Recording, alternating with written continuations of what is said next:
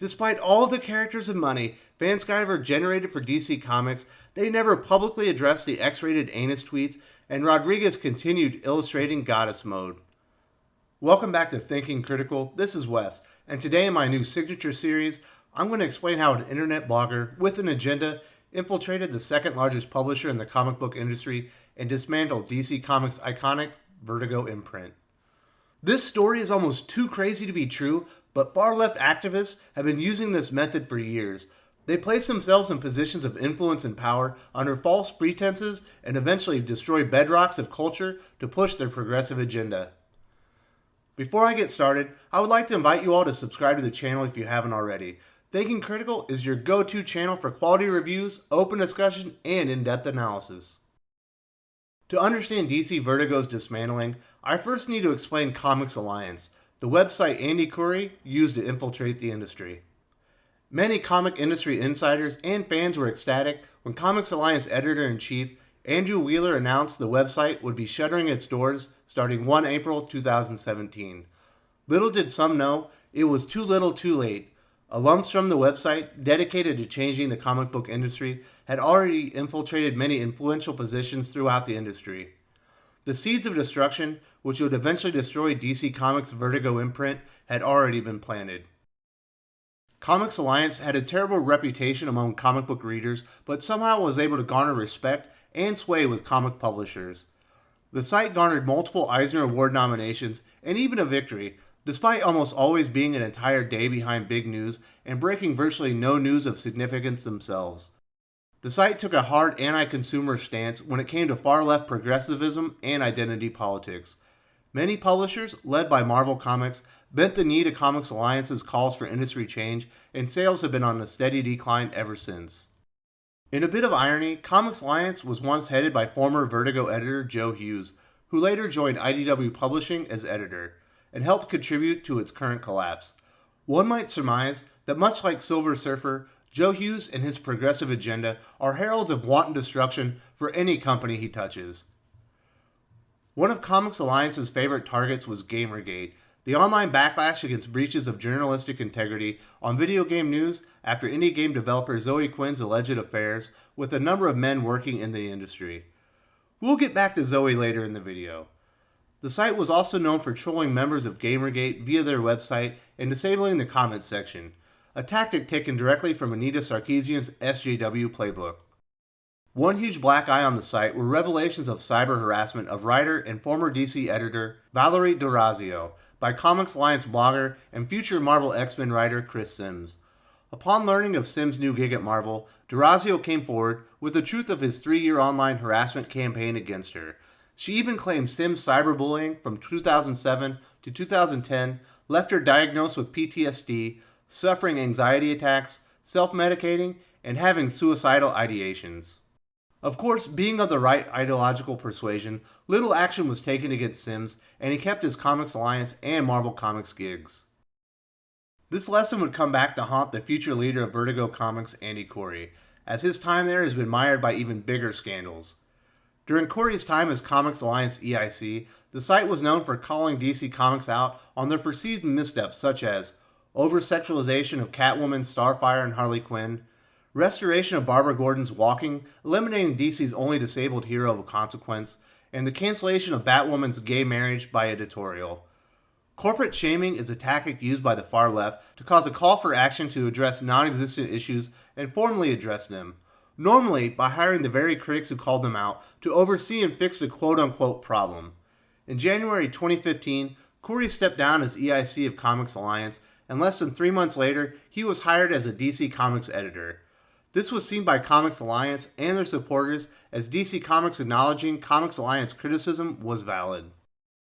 In the early 90s, DC Comics editor Karen Berger had a reputation for leading unique comic series that diverged from standard superhero fare of the day. The Sandman, Saga of the Swamp Thing, Hellblazer, and Shade the Changing Man were bold experiments that gave rise to new characters and revitalized older ones. Berger helped develop a stunning amount of fresh talent like Alan Moore, Neil Gaiman, and Grant Morrison to name a few. DC Comics asked Berger to create her own imprint of mind-altering, against-the-grain adult fare her creators had become known for. In January 1993, the four aforementioned series, along with Doom Patrol and Animal Man, were relabeled Vertigo Comics, and the imprint was launched with two miniseries. Vertigo Comics was in stark contrast to the rest of the comic landscape that featured Superman being punched to death and larger-than-life creators like Todd McFarlane and Rob Liefeld. Vertigo writers were just as influenced by poetry and superhero pulp, and Vertigo artists paid homage to Jack Kirby and Monet. Vertigo was instantly a hit with teenagers, but loved by adult readers as well. Vertigo was an eclectic mix of genres like horror, crime, fantasy, sci-fi, and political drama, created by the most innovative young creators in the industry. Eventually, Vertigo focused more on creator-owned properties and became a proving ground for new and emerging creators. Vertigo Comics' success was eventually its own demise as other publishers, most notably McFarlane and Liefeld's Image, borrowed from Vertigo's style, stealing the identity that made it unique to readers. The imprint slowly withered away until Karen Berger, the visionary that launched it, departed in 2013. Collections of older Vertigo material still thrive on the market, but newer Vertigo titles never really found an audience. After Berger's exit, the flow of new Vertigo series slowed to a trickle, and the imprint essentially lay dormant. Karen Berger and Vertigo changed the Western comic book landscape, and now many indie publishers are basically Vertigo-style ripoffs. Adult-oriented material is now the norm across the industry, and creators like Garth Ennis, J.M. DeMatteis, Ed Brubaker, Warren Ellis, Mark Miller, and Scott Snyder all launched their careers to some degree on the imprint. To celebrate the 25th anniversary of Vertigo, DC announced they were relaunching and rebranding Vertigo in 2018. Former Batman Group editor Mark Doyle would head up the imprint, now called DC Vertigo, complete with Neil Gaiman's Sandman universe and 7 new comics whose themes were social justice with an express intent to be controversial. In hindsight, they pushed far too hard on controversy and completely forgot to create stories people would want to read.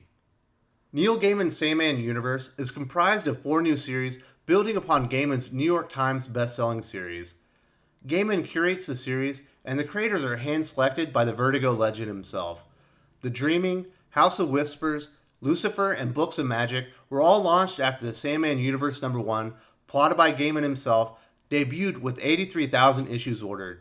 DC Vertigo was off to a better start than anyone could have expected. The other 7 new titles to champion social justice and create controversy were dubbed Woke Vertigo by customers. Despite Mark Doyle being in charge, the new creative lineup had new Vertigo editor Andy Khouri's activist fingerprints all over them. Bryan Hill heading up American Carnage made sense, but most of the other choices were inexplicable from a comic publishing perspective. But they all had the right politics and shared Khouri's progressive agenda. Eric Esquivel, a comic journalist who published a few indie books with 0 sales, and like Khouri himself, had displayed no talent for comic book writing, was given Border Town. He was partnered with Ramon Villalobos, who illustrated America, one of the most pathetic SJW comics ever published by Marvel. Ben Blacker headed up Hexwives, despite not having a background in comic books. Former 9 Inch Nails art director Rob Sheridan was pegged to head up a series called High Level. Sheridan had no writing credits to his name at the time of the announcement. Many fans were confused how Sheridan had received such a choice gig on DC Comics' iconic imprint, but soon realized after several meltdowns on social media over politics. The hiring of Zoe Quinn to write Goddess Mode was the most obvious tie to Andy Khouri. Her sex scandal was a catalyst of the Gamergate movement that Comics Alliance EIC Khouri targeted with his website so often. Of course, she had no writing credits and had never shown any interest in the industry beforehand. She was paired with Spider-Gwen co-creator Robbie Rodriguez. Little did comic book fans know, they were about to meet a whole new side of Robbie.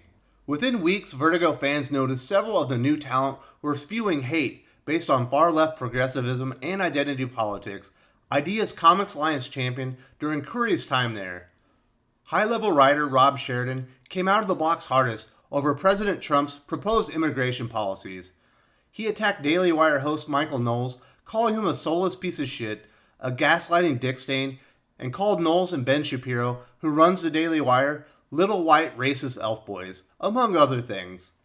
Not to be outdone, Border Town artist Ramon Villalobos reaffirmed he wanted to put white people in FEMA camps.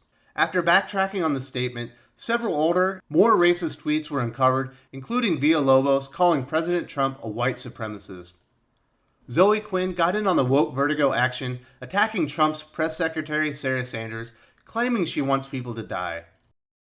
Of course, all of this and much more were direct violations of DC Comics' social media policy, but no actions were ever taken. If you follow Vertigo editor Andy Khouri, you get a feeling an edict to attack customers on social media likely came from him directly. Direction Dan Didio, Jim Lee, and Mark Doyle likely regret ever allowing. Despite the clusterfuck that was woke Vertigo on Twitter, nobody was certain what effect, if any, it would have on sales.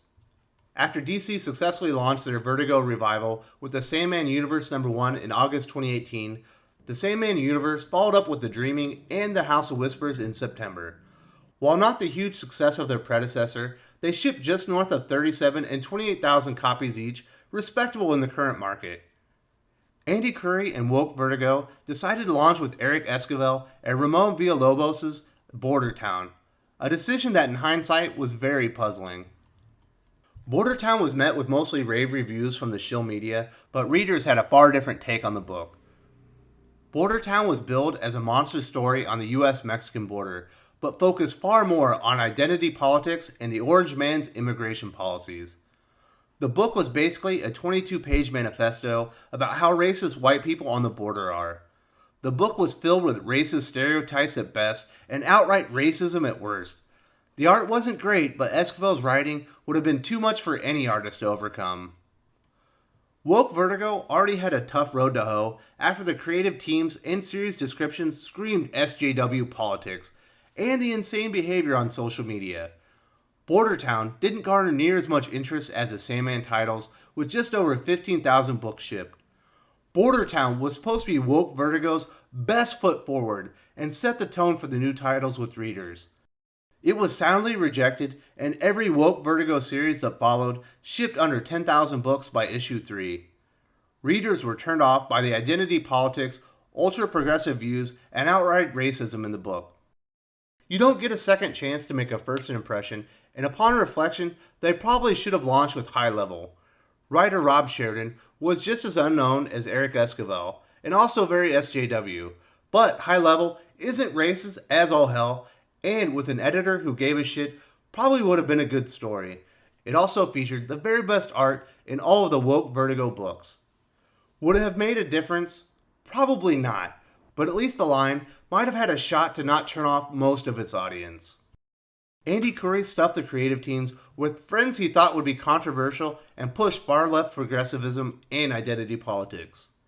The problem with filling your comic lineup with hardcore SJWs is, well, they are hardcore SJWs and tend to have cringy personalities and lack fundamental human skills.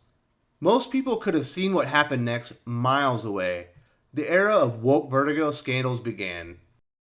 On 23 August, Goddess Mode artist Robbie Rodriguez tweeted a set of uncensored close-up images of a male's anus to independent comic book artist and YouTuber Ethan Van Sciver. It was truly bizarre, as there had been no interaction between the two leading up to the event. The tweets were likely due to Van Sciver's association with Comicsgate, a consumer movement aimed at removing ideological propaganda from comics, preserving hero legacies, and demanding decent behavior from professionals in the comic book industry. The irony couldn't have been deeper. The tweets were deleted almost immediately, and his Twitter profile was amended to read, "This is a parody account." Rodriguez deleted every tweet on the account, but it was far too late, as archives showed the parody description had never appeared during the account's prior 10 years of existence.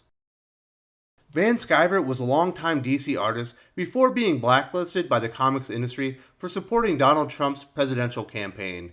He created several memorable DC characters such as Jessica Cruz and St. Walker. Ethan expanded the Green Lantern mythos with creations like the Black and Red Lantern Corps as well as the Sinestro Corps. He also collaborated with Jeff Johns on dozens of memorable and highly profitable projects such as Flash Rebirth and Green Lantern Rebirth. Despite all of the characters and money Van Sciver generated for DC Comics, they never publicly addressed the X-rated anus tweets, and Rodriguez continued illustrating Goddess Mode. Little did Andy Khouri and crew know, things would soon go from bad to worse. In mid-December, a toy designer accused an unidentified Vertigo associate comic pro of abusive and harassing behavior, including sexual assault, in a blog post. People quickly connected the dots and identified Bordertown writer Eric Esquivel as the unnamed assailant. Esquivel quickly deleted most of his social media with the exception of Twitter, which he would later use to blame white television characters for his abusive behavior. Fellow Bordertown creators Ramon Villalobos and Tamara Bonvillain distanced themselves from Esquivel and exited the series. Villalobos released a public statement via Twitter and mentioned he heard rumors about Eric and his treatment of women prior to the accusations. Bonvillain also claimed on Twitter she heard about other complaints about Esquivel, including some that were reported to DC Vertigo. Other creators in the incestuous comic book industry later came forward claiming they had heard the rumors as well. Andy Khouri's history of mishandling scandal at Comics Alliance with Chris Sims had come back to haunt Vertigo in a big way. DC Comics informed retailers the series was canceled immediately. Previous issues were now returnable and issues 5 and 6 never shipped. Woke Vertigo's final scandal was a drop in the bucket in comparison to the Esquivel fiasco. DC Vertigo canceled their series' Second Coming just weeks before it was due to launch. The series was to depict a returning Jesus Christ rooming with a modern-day superhero, Sandman. Following a report on Fox News, an online petition was started that resulted in the publisher requesting edits to the art and removal of some foul language. Creators Mark Russell and Richard Pace requested DC release the rights to the series so they could move it to another publisher. Within 7 short months, Woke Vertigo suffered 3 scandals and 2 premature series cancellations. Andy Khouri, the Comics Alliance EIC, who used his website to push far-left progressivism and identity politics and eventually infiltrate DC Comics, got exactly what he wanted. Woke Vertigo titles ship around 6,000 issues each. Neil Gaiman's Sandman universe titles have been tainted by association and only ship in the vicinity of 13,000 copies. A cultural touchstone that meant so much to lifelong comic book readers has been irrevocably harmed, but is now woke as fuck.